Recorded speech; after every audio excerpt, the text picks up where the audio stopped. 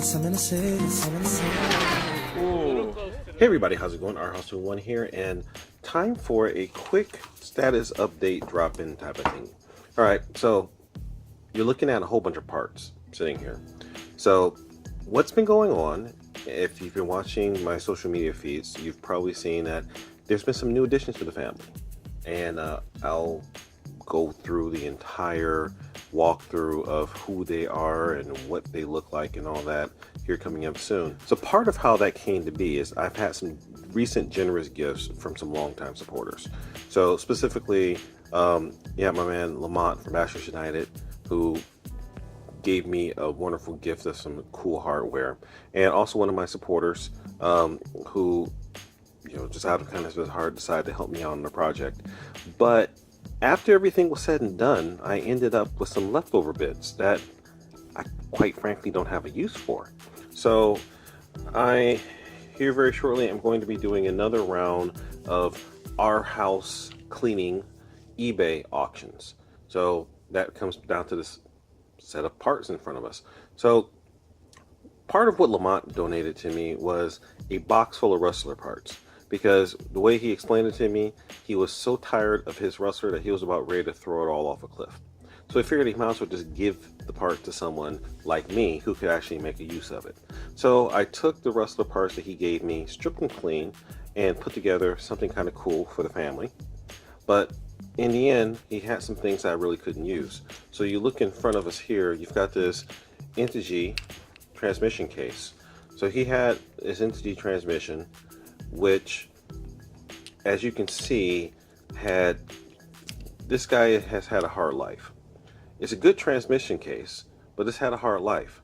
So it's been banged up and bent up and such. So I spent some quality time with my vise and my hammer and a lot of patience. I tried to flatten and straighten this thing out as much as I can. It's a little bit beat up and marred, but this thing's had a rough life, so you can kind of excuse that. So I'm piecing this guy back together. So you see it's bare, but here I've got a brand new differential, and Lamont also had this nice locker assembly. So I'm going to put this guy together like this.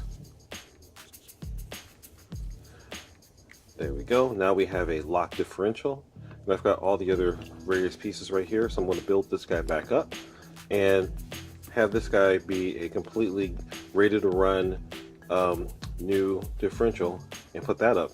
So this could, you know, this could be yours. Okay, everybody, so just one other little thing I want to throw in here, just to make life easier, because I had a feeling, or I have a feeling, that this may go to a drag racer or a speed runner. I went ahead and I made a slight modification to the input shaft, or actually the output shaft of this transmission. So I put a little flat spot here that you may be able to see there, and that will allow you to use a Mod 1 pinion gear as your spur gear. So you just put that guy on, you tighten it up, and you tighten it nice and tight, and ta-da, this is secure. This will run just like a nice spur. So that'll give you even more gearing options for, you know, high speed goals and that sort of thing. So yeah, I'll go ahead and get this guy back together, and you guys see it on eBay here very shortly. Lamont also had this aluminum custom bent bumper. Our cars run wheelie bars, so yeah, I don't have a need for this, so I'll put this up. Also, the Rustler bins, or Rustler parts, had these nice Traxxas aluminum caster blocks. Thing is, all of our cars either have RPM or aluminum caster blocks already, so I don't need this set here. Oh, this right here is just my spare differential, so this goes back in my toolbox. But also, Lamont gave, the Rustler Lamont had the 17mm conversion hubs. So as you see, you have these 17mm conversion hubs. These are actually the slash 4x4 hubs, and I know this because the offset is the same for the front and the rear. Basically what it has are 4 of the front size. Now what that means is that when you install these on the rear, the typical Rustler rears have a slightly narrower offset, so it pulls the rear end closer to the wheels close together. If you use these on the rear, what will happen is it will actually give the rear a slightly wider stance. That's actually good for stability. So this is a smart little tuning tip that you're getting for free for this video. But these guys basically, well, I can show you kind of how it works. I happen to have a broken stub end right here. These just fit right on over top of here. You've got this little pin that is from the stock from Traxxas. This goes down here, but then you have to buy these 17. But then you have to buy these retaining lugs to just go in here. So this is just the adapter.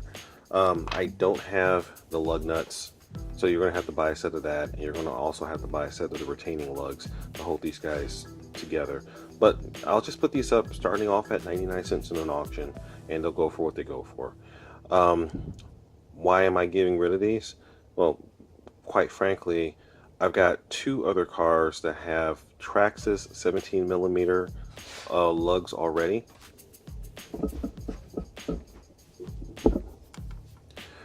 And these, I think these are, I'm not sure who made these. They don't have markings on them.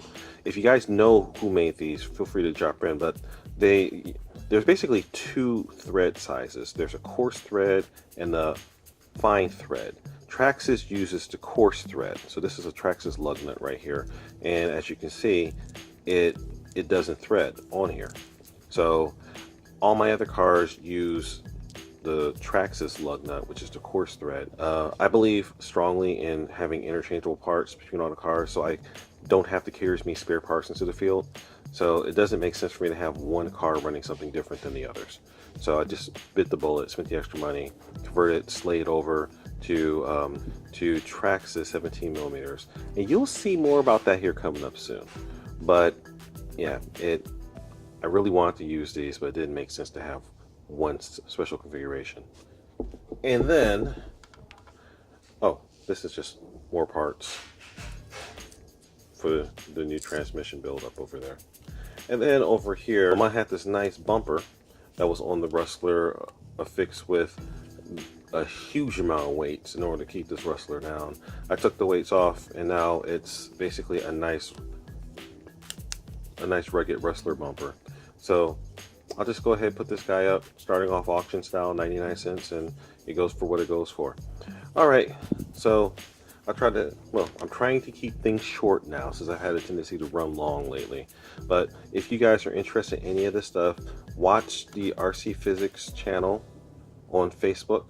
I'll have a link to the eBay auction, or you can just go to eBay and look for www.ebay.com/USR/ourhouse21. So watch the RC Physics Facebook channel.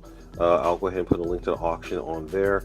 Also, you can just go to the URL that I'm putting right down here in the caption, ebay.com/USR/ourhouse21. Go to that link and you'll be able to see all my current auctions. So feel free, browse. I'm going to have actually a lot of stuff going up there.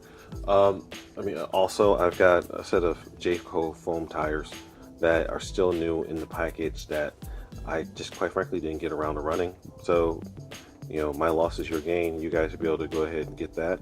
Those are not going to be starting off at 99 cents, but I'll start them off at something reasonable, and we can just see where they go from there.